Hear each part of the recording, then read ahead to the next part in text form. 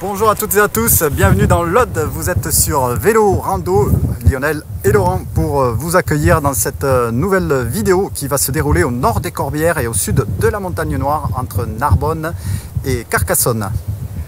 J'espère que vous allez bien. Vous le savez, nous aimons ces ambiances très matinales.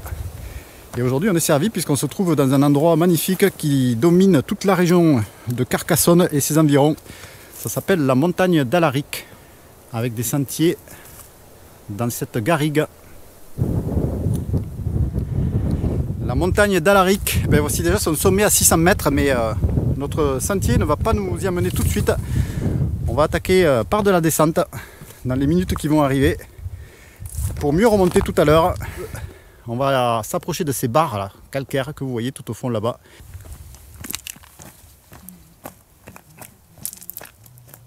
Alors le sentier sera légèrement biscornu à cet endroit là, puisque si vous remarquez cette falaise juste en face, et bien sur le chemin du retour on va arriver en face, et pour l'instant on va aller la descendre par la gauche. Allez, on va prendre un bon bain de soleil pour commencer la journée, ça fera pas de mal. Il y a une légère brise, mais il fait pas très froid pour une fin décembre. Il faut savoir que ce sommet ou ce massif vous allez pouvoir l'aborder quasiment toute l'année. Même d'ailleurs, il vaut mieux venir ici avant les fortes chaleurs d'été.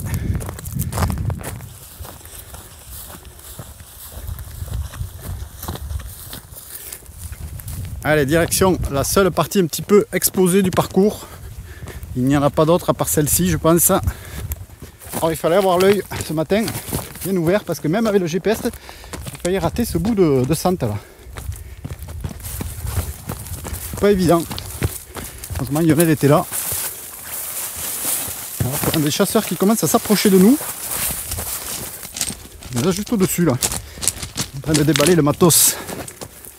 Bon Lionel, tu nous as sorti la première épine du pied, la deuxième, c'est qu'il faut descendre dans ce trou là. Il faut trouver un passage. Vu d'ici, c'est vrai que ça paraît pas engageant. Mais apparemment ça se descendrait. Alors par où tu passerais là? Ouais, on voit le sentier qui a l'air de poursuivre un peu plus bas. Ici peut-être dans la faille. Dans cette faille là. Ça passe hein? Ça semblait plus inquiétant vu d'en haut, peut-être. Ah oui, d'accord. On revoit bien le sentier plus bas là. Ah, bienvenue dans un trou là, Lionel. Là. C'est bien raide ici là, par endroit. On débarque dans le secteur de la métairie du Vidal, cette ancienne ferme en ruine. Chose étonnante ici, il y a 3 platanes. Ils ont été plantés évidemment en même temps que la ferme a été construite, j'imagine. Ils ne sont pas arrivés là par hasard. Voilà, c'était vraiment un grand corps de ferme qu'il y avait ici. Hein. C'était pas une petite maison là. Il fait quasiment une vingtaine de mètres de long là, cette baraque.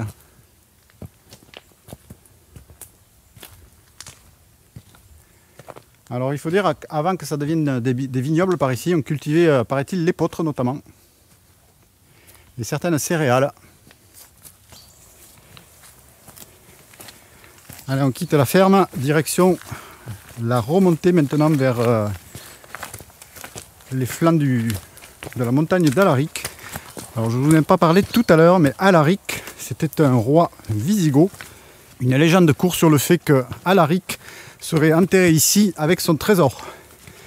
Allez, rapide coup d'œil où on était pour l'intro de cette vidéo sur le roc gris qui s'appelle également le roc de Roland. Il paraît que Roland s'est jeté à cheval parce qu'il voulait franchir les 25 km qui le séparaient de la montagne noire, mais apparemment je ne sais pas s'il ne s'est pas cassé la figure là quand même, parce que c'est assez escarpé, n'est-ce pas Lionel?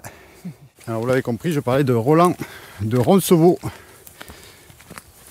et donc l'endroit s'appelle le roc gris ou le saut de Roland exactement. Voilà, c'est pas le roc de Roland.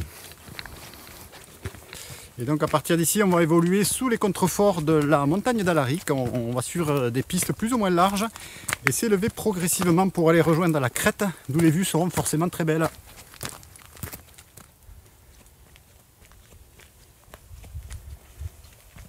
Bon Lionel, je crois que là c'est un pin d'Alep qu'on a derrière toi.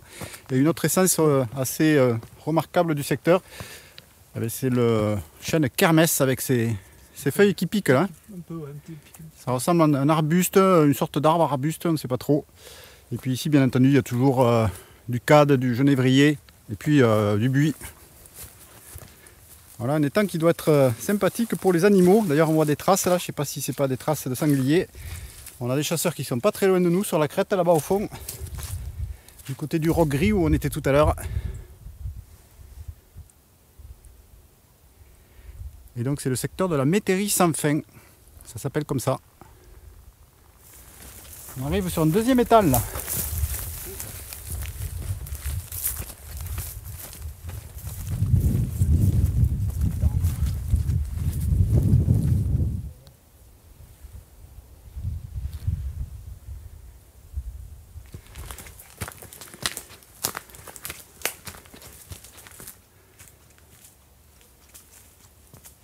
Allez, on retrouve un beau secteur à présent, et ça se cabre fortement Lionel.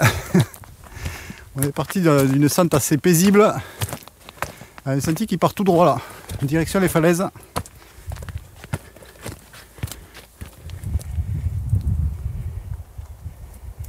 Allez, il faut appuyer sur les jambes là. Ça continue de bien monter là.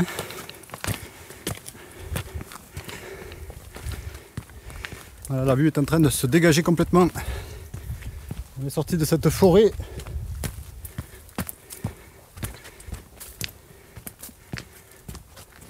Là, je crois que tu vas bientôt sur la gauche, non? Ce point de vue là, magnifique, avec les Pyrénées et le seigneur de la Catalogne, le Canigou, juste en face de nous là-bas. Superbe. Le Montoche, un peu plus près. On va peut-être essayer d'aller jusqu'à ces rochers là-bas.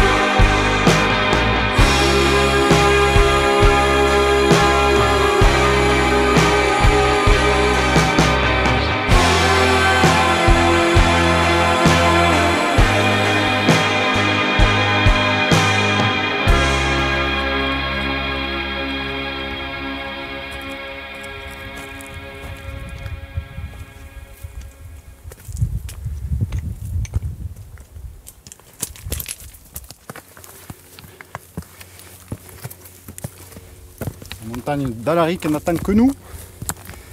Mais il y a encore une petite grimpette à faire là. Voilà les installations du sommet avec ce poste de guet qui a eu son utilité il n'y a pas très longtemps avec l'incendie qui s'est déroulé sur l'un des flancs du massif. Je crois qu'il y a 800 hectares qui ont quand même brûlé à cause d'un mégot de cigarette.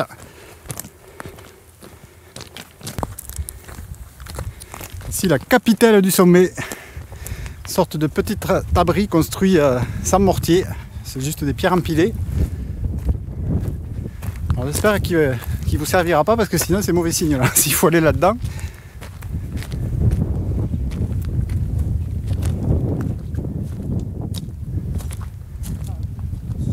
Ouais, c'est vraiment un abri sommaire là. Allez, je te laisse rentrer pour la photo là, Lionel. Tu vas nous faire...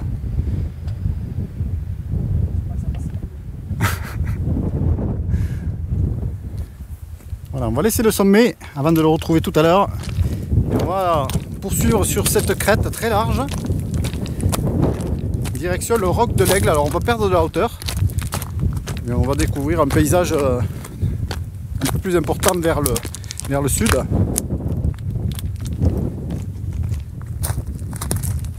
Bon, on ramasse un vent assez soutenu. Et il faut le savoir, ici on est quand même dans la région des vents. Hein.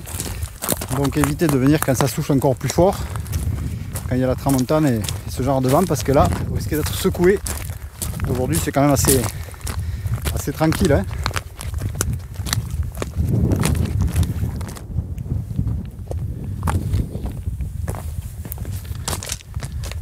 Allez, on est en redescente, donc direction le roc de l'Aigle à 510 mètres d'altitude, mais tout ça il va falloir le remonter tout à l'heure.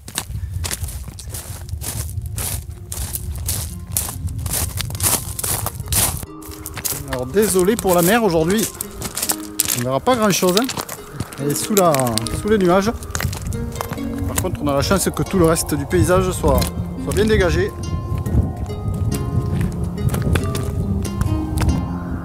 Alors nous voici arrivés au roc de l'Aigle.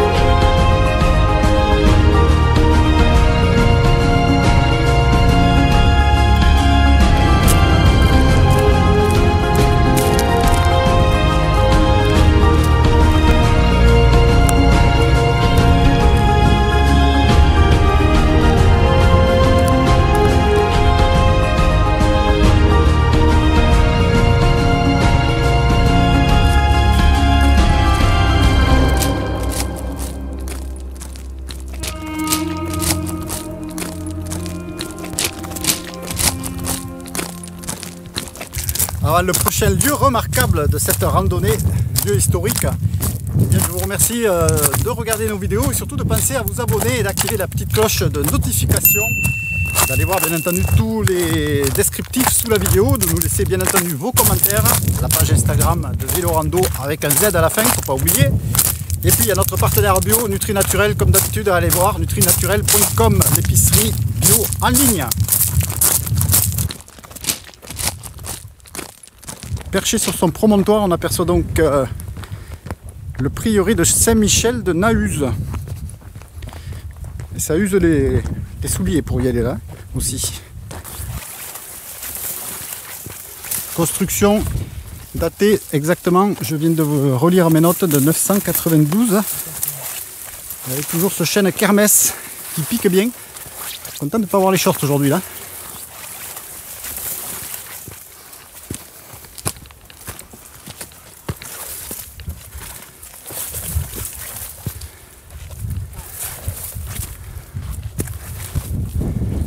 Quand même le déplacement.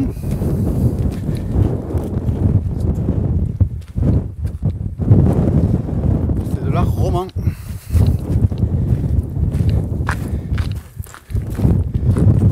On va se mettre un peu à l'abri ici, c'est ça ce canot là. Voilà tout ce qui reste donc de cet ancien prieuré.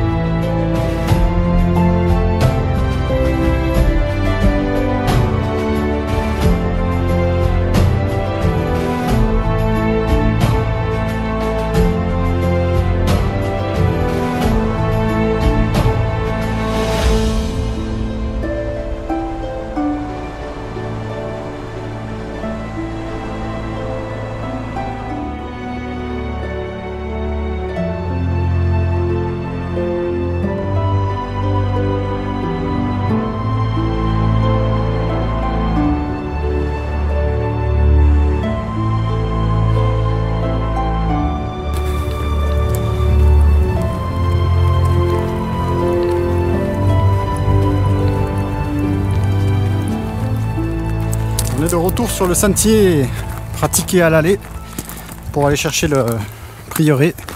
Et donc là, remonter vers le sommet de la montagne d'Alaric. Après, on plongera de l'autre côté.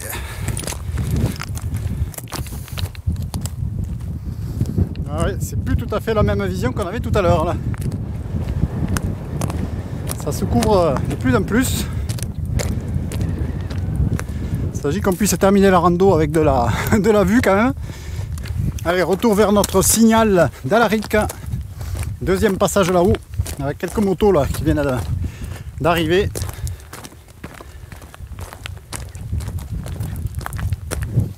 On les avait vus arriver les nuages, mais ils sont en train de nous envahir.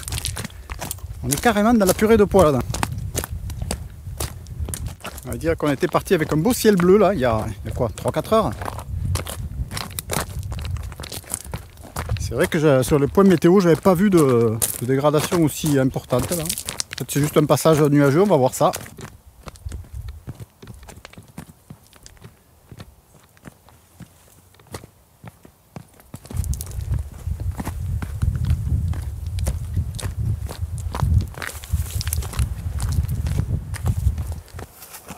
Une zone qui paraît de rien là, mais remplie de cailloux humides. Faut vraiment faire attention là, on va pas déraper. Ouais. Une section plus dangereuse qu'elle n'y paraît à l'image. Très ravinée.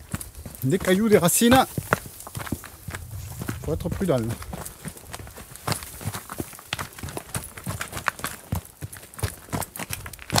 En plus, c'est vrai que c'est mal commode là pour marcher.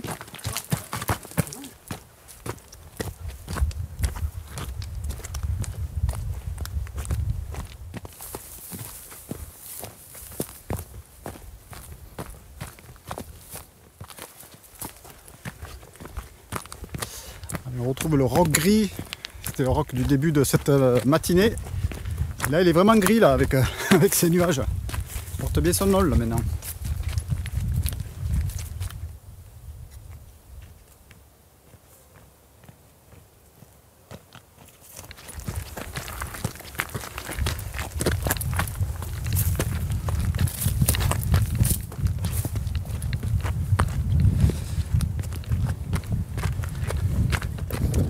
Ce caillou là-bas, c'est sur ce caillou qui a été construit un prieuré. Alors, je ne sais plus le nom exact, si c'était le prieuré d'Alaric, quelque chose comme ça. Il ne reste plus que les fondations, les fortifications, quelques pans de murs.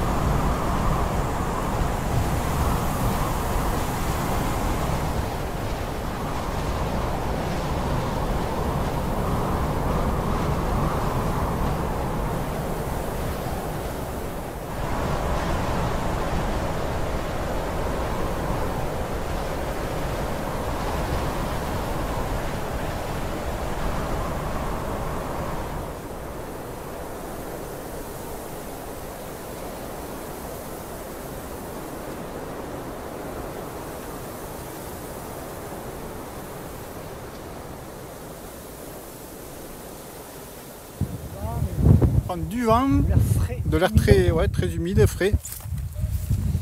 Oh. Ça change. Ça change, ouais. Ça me rappelle quelqu'un ça. On aperçoit l'autoroute des deux mers, c'est l'A61. Voilà, et là on s'aperçoit que par rapport à ce matin, la vue est largement moins dégagée sur la plaine. Les nuages grignotent.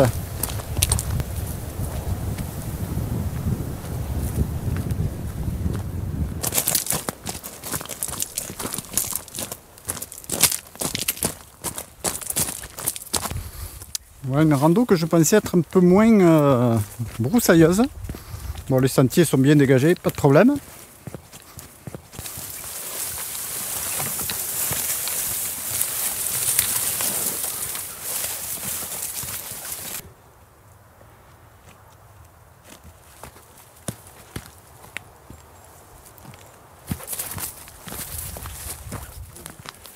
C'est un véritable maquis là, sur ce retour. Heureusement qu'on avait la trace, je vous mettrai sous la vidéo bien entendu, parce qu'il y avait quelques changements de direction qui n'étaient pas évidents à anticiper là, dans ce secteur. On arrive à la carrière, le dernier point d'intérêt du parcours. je dis pas le sentier là, avec des ornières terribles. C'est des ornières d'un mètre de haut, ouais, carrément. Et là on arrive à la carrière, ça y est, là voici.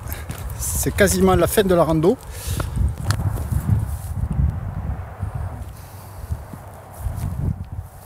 Quand même de belles falaises là. On va faire au moins une dizaine de mètres de haut celle-là. Facilement. Hein. Voilà la carrière, je sais pas, elle n'a pas de nom sur la carte. Voilà, merci d'avoir regardé cette vidéo. J'espère que cette randonnée vous aura plu. On se retrouvera très prochainement sur Vélo Rando. D'ici là, pensez à aller sur Instagram, bien entendu à nous laisser des pouces vers le haut. Pensez également à vous abonner, à activer la cloche et puis bien entendu aussi à aller rendre visite à notre partenaire bio, la boutique nutrinaturel.com. À très bientôt. Ciao.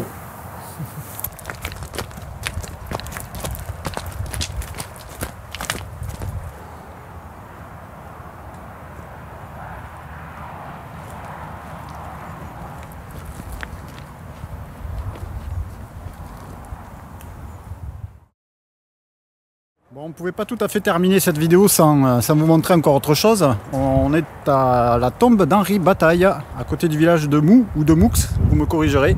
C'était un ancien poète dramaturge donc, de la région de Nîmes. Et donc qui a fait construire cette sépulture juste aux abords du village. C'est dommage, on ne peut pas rentrer. Alors là, vous voyez le transi de René Chalon. C'est une sorte de squelette décharné qui tient son cœur dans sa main.